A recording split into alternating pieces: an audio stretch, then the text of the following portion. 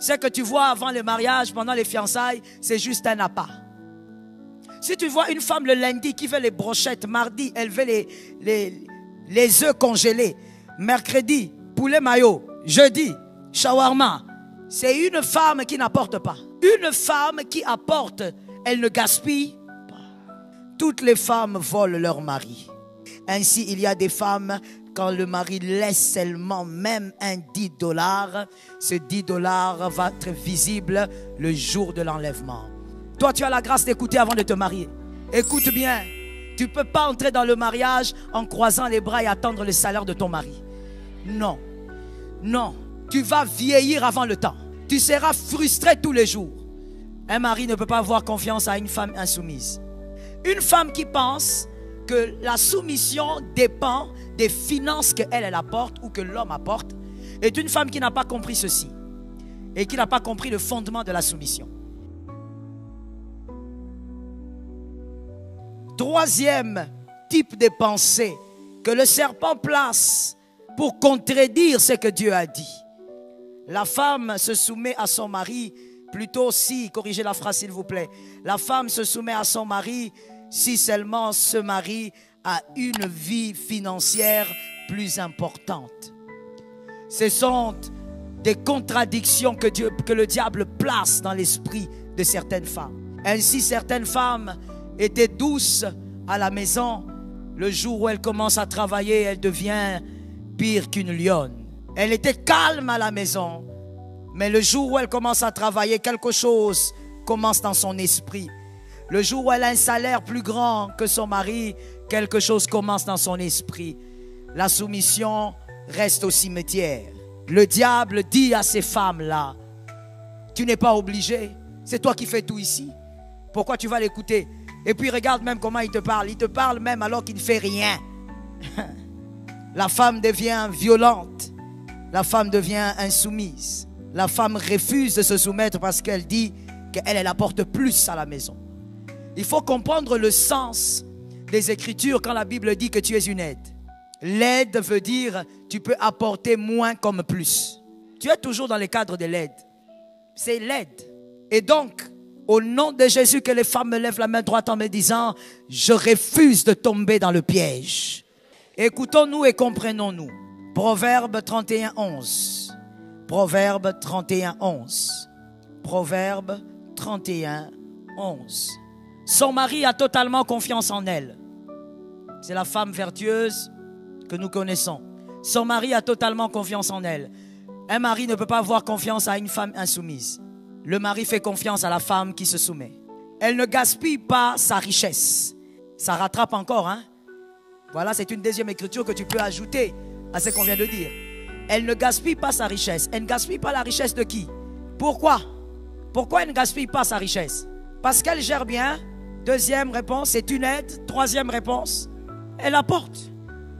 Elle apporte aussi. Comment elle aura les yeux rouges sur les $10 alors que dans son sac il y a $20?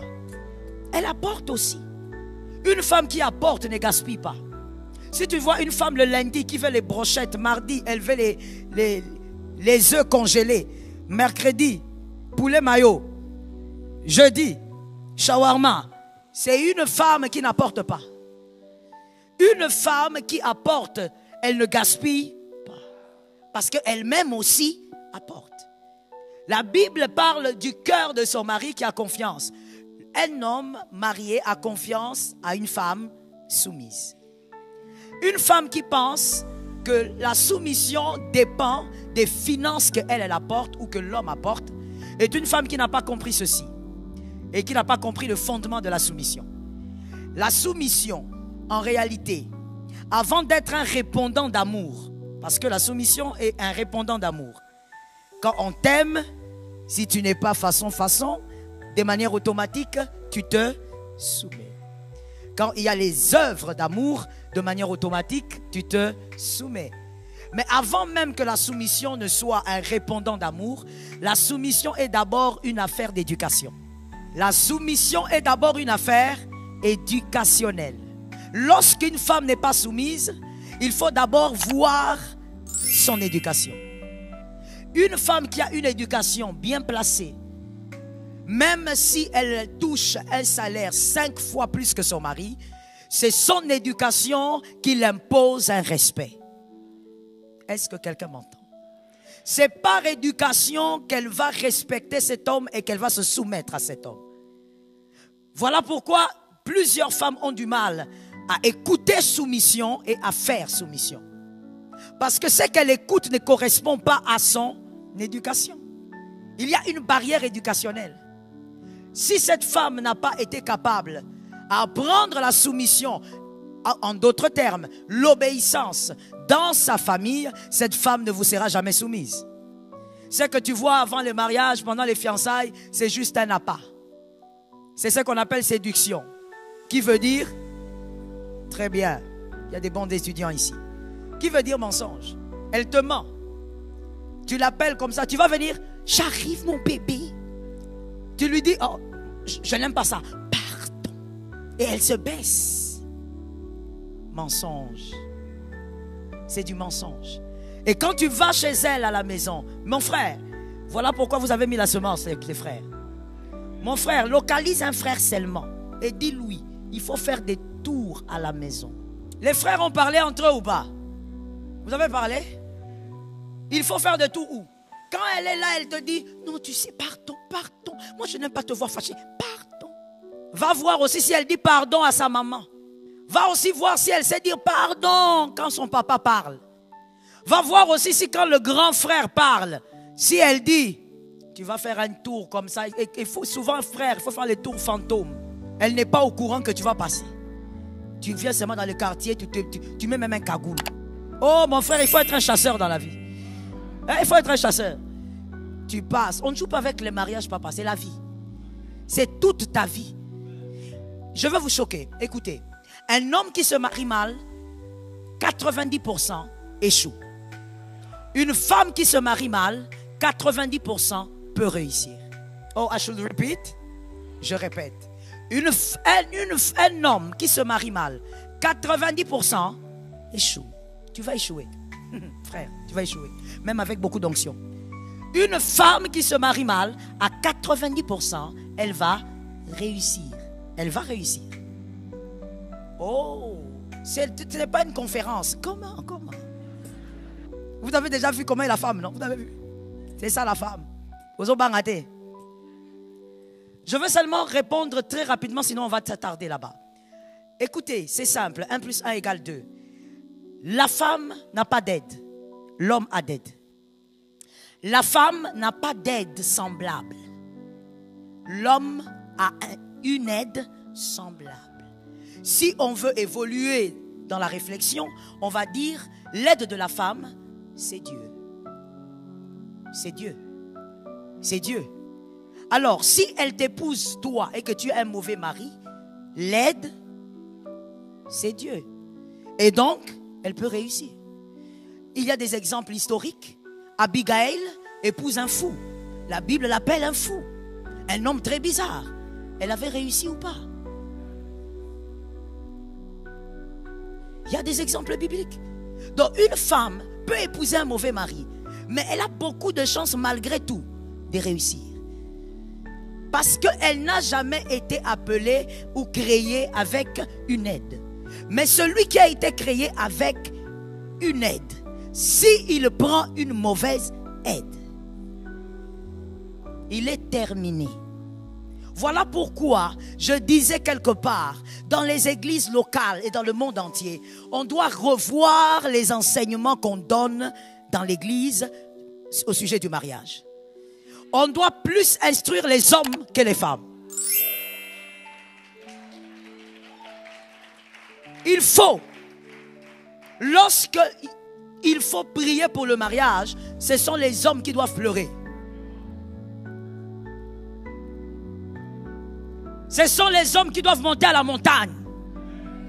Si tu rates ça, je veux vous dire, je peux même aller un peu au-delà. Tout ça, ce sont ces femmes qui sont de ce côté ici. Ce n'est pas une conférence, hein, s'il vous plaît. Je veux te dire, un homme, pourquoi aussi si un homme épouse une mauvaise femme, il a beaucoup de chances d'échouer? Parce que l'homme est en même temps un porteur. C'est-à-dire, La Bible dit que l'homme quitte son père et sa mère, s'attache. Il s'attache à sa femme, en réalité parce que c'est lui qui amène sa femme dans une famille. Quand il amène la femme dans la famille, cette femme a maintenant l'autorité et le pouvoir de le connecter à sa famille ou de le déconnecter. Vous pouvez en tant qu'homme amener un virus qui va détruire des générations.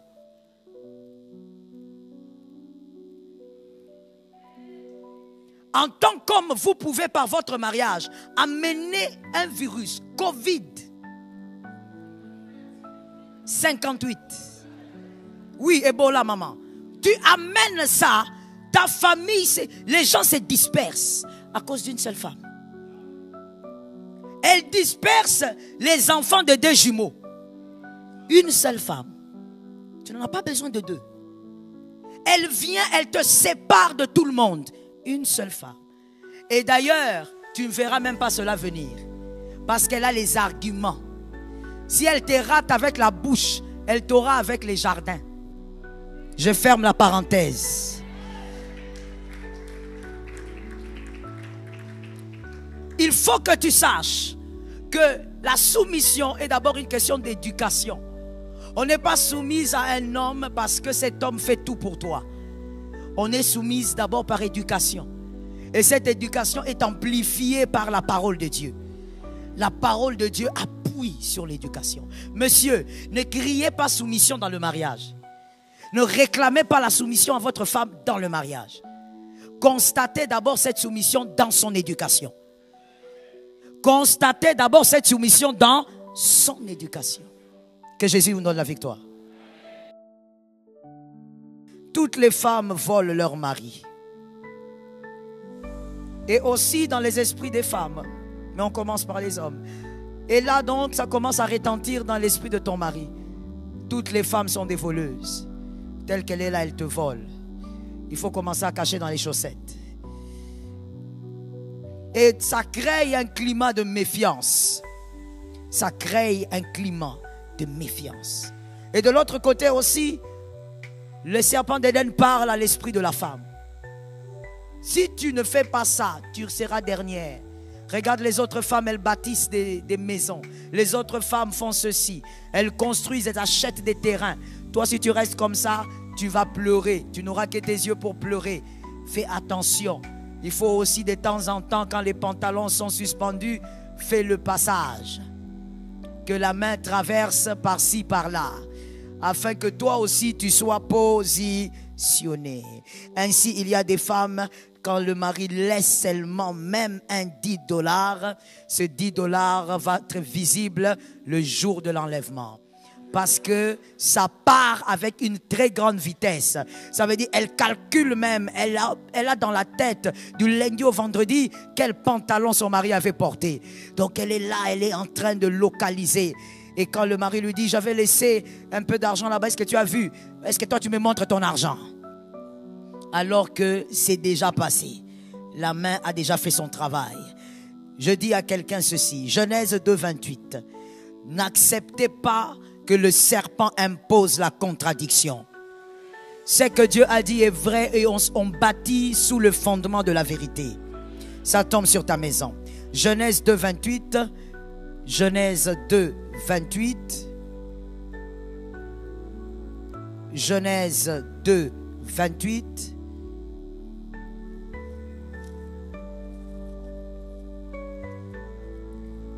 Genèse 2, 28. L'Écriture dit... Oh, sorry. Laissez-moi revoir ça.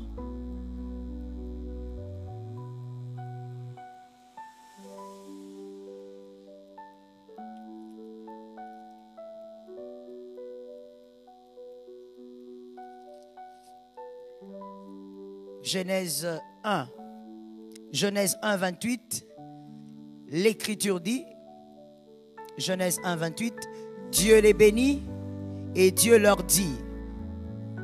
Pouvons-nous vérifier l'Écriture s'il vous plaît? Merci. Vérifions bien l'Écriture pour être sûr que c'est ce qui est écrit. Dieu les bénit et Dieu leur dit. Singulier, pluriel. Merci. Soyez féconds. On est toujours. Multipliez-vous. Toujours. Quelqu'un va dire, mais évidemment, pasteur, parce qu'on ne peut pas se multiplier physiquement seul. On doit se multiplier avec sa femme, avec son mari. D'accord, alors il y a une virgule aussi. Remplissez la terre. Il y a une virgule, n'est-ce pas? Et ensuite, merci. Et ensuite,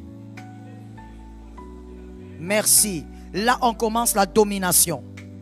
Dominer sur les poissons, sur les oiseaux et sur tous les animaux et sur tout animal qui se meut.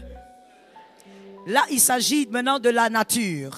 Et on parle de la domination. Et quand on parle de la domination, pluriel, singulier, toujours au pluriel. Donc, qui doivent dominer? Correct. L'homme et la femme doivent dominer. Mon frère, ma soeur, tu n'es pas obligé de t'épanouir seulement avec l'argent de la poche de ton mari. Cet amen est un peu étrange, mais je ne sais pas pourquoi. Je comprends qu'il y a des sœurs qui attendent seulement le mariage pour décoller. Que Dieu te donne la délivrance. Tu n'es pas obligé d'attendre la poche de ton mari pour t'épanouir. Financièrement, non, ça ne se passe pas comme ça. C'est contre l'écriture, refuse la contradiction. Que le serpent n'impose pas la contradiction. J'ai besoin de 3 amens qui libèrent les esprits. La Bible est claire, la Bible dit dominer. Lorsqu'il s'agit de multiplication, c'est normal. Il faut être à 2 pour se multiplier. Mais la domination, Dieu pouvait dire aussi Adam domine. C'est lui qui a été créé en premier. Dieu pouvait dire Adam règne sur les animaux. Qui a donné le nom des animaux? Ève a donné le nom des animaux? Non, mais voici ce qui est merveilleux. Dieu est en train donc de dire à la femme de manière tacite, tu n'as pas donné les noms mais domine sur ces choses. Tu n'étais pas là mais tu domineras sur ces choses. La femme n'est pas obligée de s'épanouir qu'avec le salaire de son mari. Domine sur les oiseaux, lui aussi va dominer sur les oiseaux. Je le dis mieux pour une femme intelligente. Lorsque l'homme domine sur l'aigle, toi domine sur le corbeau. Tu peux dominer aussi comme il est en train de dominer. D'une autre manière, on est donc en train de dire, vous devez vous épanouir autant que votre homme s'épanouit. L'homme a un cerveau, tu as aussi. Fais fonctionner. Lorsqu'il dort, il se réveille, il dit, j'ai une idée. On va commencer une entreprise. Toi, tu dors, tu te réveilles. J'ai rêvé qu'une femme t'a attrapé. Voici le type de rêve que toi, tu donnes. Non, toi, tu es devenu infidèle. J'ai vu dans mon rêve. Moi, mon rêve ne me ment pas. Ton rêve ne te ment pas parce que quoi? Toi, l'infidélité de ton mari commence dans les rêves. Quand lui, il dort, il se réveille. Il est en train de penser projet. Toi aussi, pense projet. On a dit dominer, c'est-à-dire dominer sur les oiseaux. Quand ton mari domine sur les animaux, toi, tu fais quoi? Toi, tu attends qu'il t'amène la plume. Mais this is it. Quand la Bible est claire, la Bible a dit dominer. Quand lui domine sur les lions, sur la, je sais pas, la girafe, toi, tu attends qu'il t'amène la viande. Autant il domine, toi aussi domine de ton côté. Sois capable de faire fonctionner ton cerveau. Oh non. Sois capable de faire fonctionner ton cerveau. Fais fonctionner tes mains. Fais fonctionner tes pieds. Quand ton mari amène l'argent, c'est l'argent de la famille, et on gère ça en famille. Toi aussi tu amènes l'argent comme une bonne aide. On gère ça aussi dans la maison. Et une partie c'est pour ton épargne. Est-ce que quelqu'un m'entend bien? Toi, tu ne peux pas être là comme ça. Voilà ce que le serpent d'Éden a placé dans ton esprit. Il est en train de te dire, non, toi, tu dois être là. Commence à voler. Donc, tu es devenue une voleuse internationale. Dans votre famille, là, tu ne volais pas. Mais tu t'es marié, tu as commencé à voler. Pourquoi? Parce que quand tu vas acheter la crème pour le corps, tu es obligé de faire des exercices. Quand tu lui dis, donne-moi l'argent pour la crème de 10 $. Oh, pourquoi c'est cher comme ça? Cet homme aussi, façon. Il regarde, il dit, oh, c'est cher comme ça, pourquoi? Moi, ma mère mettait l'huile de palme. Mais papa, ce n'est pas ta mère, la femme là. Hein? L'époque de l'huile de palme est déjà passée. Hein? Et ça commence à devenir compliqué. Non, attends, je te donne demain. Demain, tu attends, ça ne vient pas. Après demain, tu attends, ça ne vient pas. Et le soir, son petit frère vient, il dit, grand frère, j'ai un problème à l'université, il faut 10 $. Les 10 $ va sortir ou pas? Ben ça va sortir, c'est l'université. Il va regarder ta peau, il regarde l'université, il va donner à l'université. Tu rentres dans la chambre, tu deviens Merci. Tu deviens aigri. Ton cœur a mal. Tu commences à gonfler. Oh, il a préféré son frère que moi. Ce n'est pas question de préférence, c'est question de priorité. Je te réchoque. Ce n'est pas une question de préférence, c'est question de priorité. Et maintenant, comme toi, tu n'as pas compris cette écriture de Genèse 1,28, que toi aussi tu dois dominer, et alors tu restes là aigri. Et les heures passent, les heures passent. Tu sais, quand tu as mal au cœur, le sommeil ne vient pas vite. Ah, est-ce que quelqu'un m'entend bien? Les expérimentés sont là. Quand tu as mal au cœur, le sommeil, tu commences à regarder les plafonds, tu commences à compter les années. Tu comptes les années que tu as fait dans ces mariages-là. Tu te demandes combien d'années te restent encore. Et tu es là comme ça. Et le gars, quand il vient, il dort carrément. Et vers 3 heures du matin, il commence à faire le chat. Quand il fait le chat, tu enlèves sa main comme si tu avais vu Lucifer. Et le problème qui n'avait pas commence.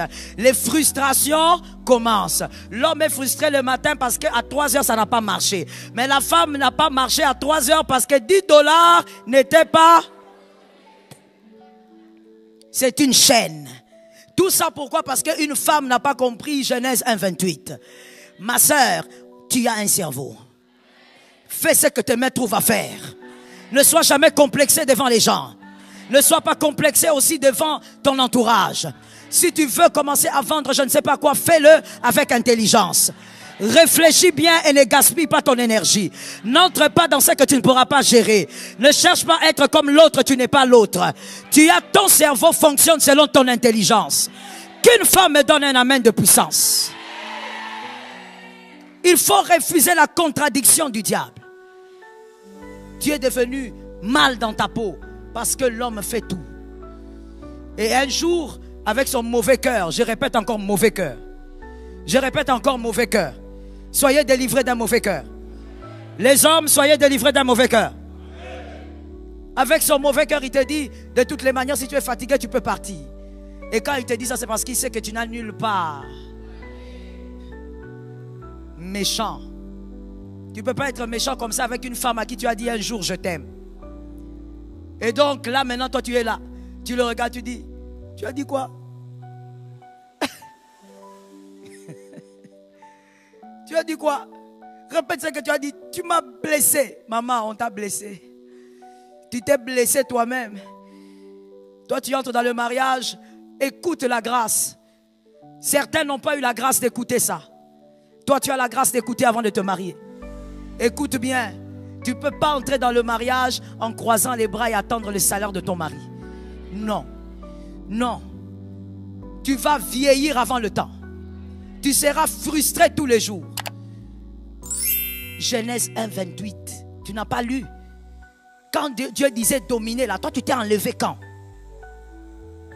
Tu es là comme ça, maintenant tu commences à rougir les yeux. Tu me chasses comme ça. Je vais aller où? Et pour calmer son cœur, tu commences. Toi tu ne sais pas que tu es mon papa. Ton papa jeune comme ça, ton papa. Ah les Bantous vraiment, non, le monde tout est extraordinaire. Ton papa enfant comme ça. Quand on appelle papa là, c'est générique, non? C'est comme toi, on t'appelle maman, c'est... Mais oui, toi papa petit comme ça. Toi tu as oublié comment était ton papa ou bien? Tout ça c'est pour seulement que pour qu'il change d'avis. Tu es devenu mon papa, tu es devenu mon tout. Je vais aller où? Tu es mauvais, Jean-Marc Bernard. Quel prénom, Jean-Marc Bernard. Toi aussi. Toi aussi. Pourquoi tu me fais ça? Toi, tu es l'amour de ma vie. Eh, maman, tu entres dans l'adoration. Tout ça pourquoi? Parce que quelqu'un a regardé, il a dit ta vie est façon. Il a dit tu as nulle part où aller. Pourquoi? Ma soeur, même si tu es orpheline de père et de mère, les cerveaux tu l'as. Est-ce que quelqu'un m'entend bien? Ah, Dieu a pris papa, il n'a pas pris le cerveau. Dieu a pris maman, il n'a pas pris. Ah, qu'une femme me dit, ça doit s'arrêter. Il faut savoir vivre dans l'équilibre. Est-ce que quelqu'un m'entend bien? Ça évite les frustrations. Ça te permet de t'épanouir, mais ça permet aussi à ton couple d'être équilibré. Lorsque ton mari paye l'électricité, il se sent coincé, tu viens, tu payes l'eau. Ça permet l'équilibre. Que Jésus te donne la victoire. Madame, ne deviens pas voleuse. Laisse cette poche-là. Laisse ces pantalons-là.